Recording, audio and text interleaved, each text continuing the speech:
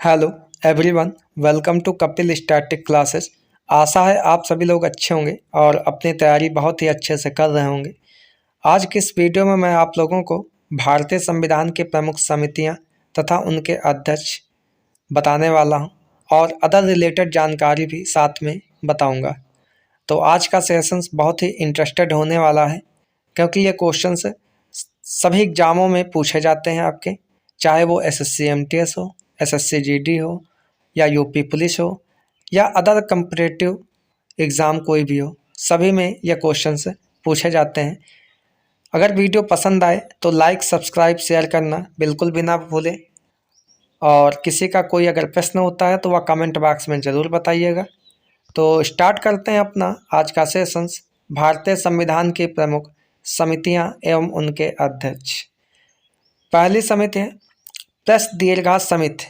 Press दीर्घा समिति जिसके अध्यक्ष उषा नाथ सेन थे, जबकि दूसरी समिति है संघीय संविधान के प्रावधानों की समिति जिसके अध्यक्ष नलिनी रंजन सरकार थी। तीसरी समिति है क्रेडेंशियल समिति जिसके अध्यक्ष कृष्णा स्वामी अय्यर थे। और चौथी समिति है भाषाई प्रांत समिति जिसके अध्यक्ष एसके दर थे। स्वतंत्रता प्राप्ति के साथ ही भाषाई आधार पर राज्यों के पुनर्गठन की मांग को ध्यान में रखते हुए संविधान सभा के अध्यक्ष डॉक्टर राजेंद्र प्रसाद ने 27 नवंबर 1947 को न्यायमूर्ति एसके दर की अध्यक्षता में भाषाई प्रांत आयोग का गठन किया था। मैं आप लोगों को बताना चाहूँगा कि 1953 में भारत में पहली बार भाषाई आधार पर गठित होने वाला भारत का पहला राज्य आंध्र प्रदेश था। आंध्र प्रदेश और तेलंगाना दोनों राज्यों में ही तेलुगु भाषा बोली जाती है। दोनों ही राज्यों में तेलुगु भाषा बोली जाती है और डॉक्टर राजेंद्र प्रसाद भारत के प्रथम राष्ट्रपति थे। चलते हैं नेक्स्ट समिति में। संविधान सभा के कार्य हेतु समिति। संविधान सभा के कार्य हेतु समिति जिसके अध्यक्ष गणेश वासुदेव मावलंकर थे। और अगर बात की जाए लोकसभा के प्रथम अध्यक्ष गणेश वासुदेव मावलंकर थे, जबकि लोकसभा के प्रथम उपाध्यक्ष अनंत श्याम आयंगर थे। मैं आप लोगों को बताना चाहूँगा कि लोकसभा, राज्यसभा या संसद, इन तीनों का उल्लेख भारतीय संविधान के किस अनुच्छेद में है, तो इसके लिए एक ट्रिक है सरल। सा से है संसद जिसका उल्लेख अनुच्छेद 79 में है, रा से है राज्यसभा जिसका उल्लेख अनुच्छेद 80 में है, ला से है लोकसभा जिसका उल्लेख अनुच्छेद 81 में है। संसद के दो अंग माने जाते हैं, एक राज्यसभा जिसे उच्च सदन या द्वितीय सदन कहते हैं, दूसरा है लोकसभा जिसे हम निम्न सदन या प्रथम सदन कहते हैं। हालांकि राष्ट्रपति को भी संसद का तीसरा अभिन्न अंग भी माना जाता है। नेक्स्ट है नियम प्रक्रिया समिति, संचालन समिति, स्टाफ समिति, राष्ट्रध्वज संबंधी तदर्थ समिति। इन सभी समितियों के अध्यक्ष की अगर बात की जाए, इन सभी समितियों के अध्यक्ष डॉक्टर राजेंद्र प्रसाद हैं। डॉक्टर राजेंद्र प्रसाद का जन्म बिहार में हुआ था और यह भारत के प्रथम राष्ट्रपति थे। इन्हें अजातशत्रु की उपाधि भी प्राप्त थी तथा इनकी पुस्तक का नाम इंडिया डिवाइडेड है और इनकी समाधि का नाम महाप्रयाग घाट है। भारत छोड़ो आंदोलन 9 अगस्त 1942 को जो स्टार्ट हुआ था, उस दौरान डॉक्टर राजेंद्र प्रसाद को अंग्रेज़ों के द्वारा गिरफ्तार करके बांकीपुर जेल बिहार में कैद किया गया था, अर्थात बंद किया गया था। तो बांकीपुर जेल आपसे पूछा जाए कहाँ पर है, तो बिहार में है स्थित आपका। और बिहार की राजधानी पटना गंगा नदी के किनारे स्थित है और पटना का पुराना नाम पाटलिपुत्र था। पाटलिपुत्र जिसकी स्थापना हर्यक वंश के राजा पाटलिपुत्र की स्थापना हर्यक वंश के राजा उदयन के द्वारा की गई थी। राजा उदयन ने पाटलिपुत्र की स्थापना की थी और पाटलिपुत्र से पुनः पटना का नामकरण शेरशाह सूरी के द्वारा किया गया था। शेरशाह सूरी के द्वारा किया गया था। शेरशाह सूरी के बचपन का नाम फरीद खां था। शेरशाह सूरी के बचपन का नाम फरीद खां था। नेक्स्ट है नागरिकता हेतु तदर्थ समिति एवं सर्वोच्च न्यायालय समिति के अध्यक्ष एस वरदाचार्य थे। नागरिकता हेतु तदर्थ समिति एवं सर्वोच्च न्यायालय समिति के अध्यक्ष एस वरदाचार्य थे। अगली समिति है सदन समिति तथा मुख्य आयुक्तों की समिति के अध्यक्ष पट्टाभी सीतारमैया थे। और पट्टाभी सीतारमैया की पुस्तक का नाम कांग्रेस का इतिहास था।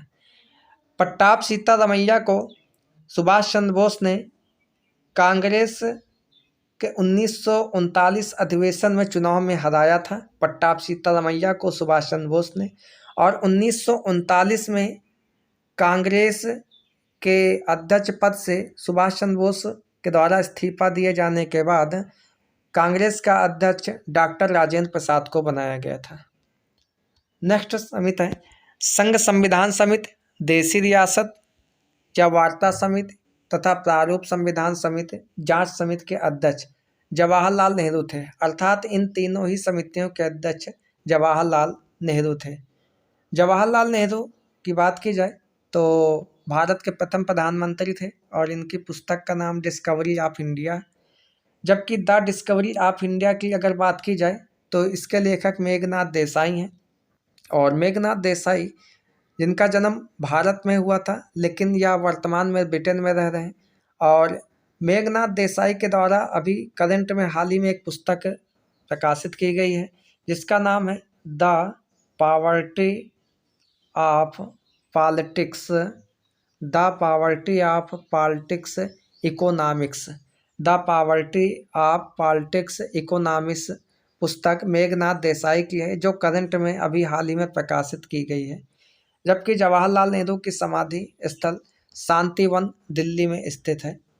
नेक्स्ट है परामर्श समिति, अल्पसंख्यक समिति तथा प्रांतीय संविधान समिति के अध्यक्ष सरदार वल्लभ भाई पटेल थे। सरदार वल्लभ भाई पटेल जिनका जन्म 31 अक्टूबर 1875 को गुजरात के नाडियाड में हुआ था और पिता का नाम इनके झवेर भाई पटेल तथा माता का नाम लाडवा देवी था। माता का नाम लाडवा देवी था। और दुनिया की सबसे ऊंची मूर्ति statue of unity Sardar Vallabh भाई पटेल की गुजरात के अहमदाबाद नर्मदा जिले में साधुपेट द्वीप पर स्थित है जिसकी ऊंचाई 182 मीटर है। और इसके आर्किटेक्ट यानी कि वास्तुकार रामजी सुतार हैं और रामजी सुतार का संबंध महाराष्ट्र से है। सरदार वल्लभ भाई पटेल को सरदार की उपाधि बारदोली की महिलाओं ने दी थी। मौलिक अधिकार उप समिति के अध्यक्ष की बात की जाए तो इसके अध्यक्ष जे.बी. कृपलानी थे और यह भारत की स्वतंत्रता के समय कांग्रेस के अध्यक्ष थे 1946 के समय। जे.बी. कृपलानी ने 1946 कांग्रेस के मेरठ अधिवेशन की अध्यक्षता की थी। कांग्रेस के मेरठ अधिवेशन की अध्यक्षता की थी।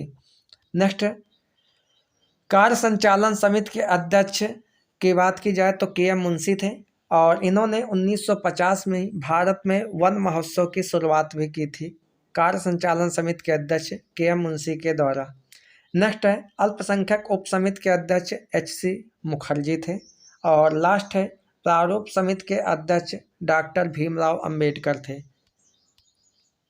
प्रारूप समिति की अगर बात की जाए तो यह 7 सदस्य थे जिसका गठन 29 अगस्त 1947 को किया गया था तथा इसने अपनी रिपोर्ट संविधान सभा में 21 फरवरी 1948 को प्रस्तुत की थी।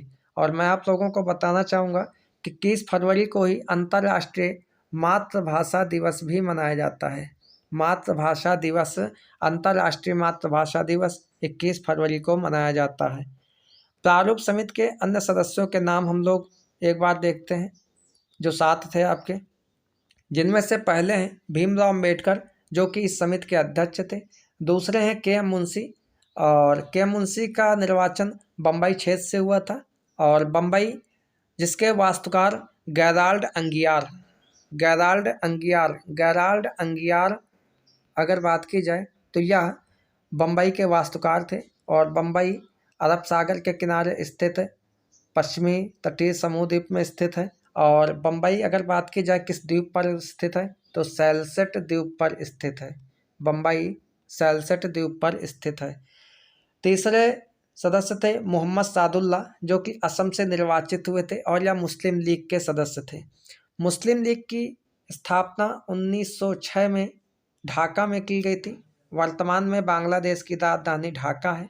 और मुस्लिम लीग की स्थापना आगा खां एवं सलीम उल्लाह खां के द्वारा की गई, जिसका मुख्यालय लखनऊ में बनाया गया। लखनऊ में इसका मुस्लिम लीग का मुख्यालय बनाया गया था।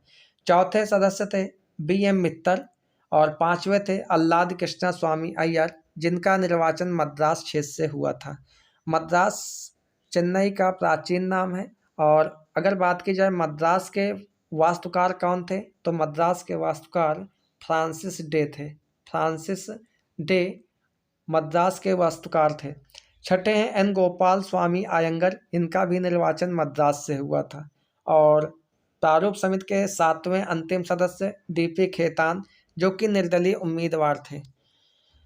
बात की जाए तो बाद में BM मित्तल और DP खेतान, BM मित्तल और DP खेतान के स्थान पर N माधव और TT कृष्णामाचारी को नियुक्त किया गया था। और अगर बात की जाए TT कृष्णामाचारी तथा KM मुंशी, ये दोनों ही व्यक्ति प्रारूप समिति में कांग्रेस के सदस्य थे। ये दोनों सदस्य ही कांग्रेस के सदस्य थे। तो आई होप आज का वीडियो आपको बहुत बेहद ही पसंद आया होगा। अगर पसंद आया है तो लाइक, सब्सक्राइब, शेयर करना बिल्कुल भी ना भूलें। तो मिलते हैं अपने नेक्स्ट वीडियो में।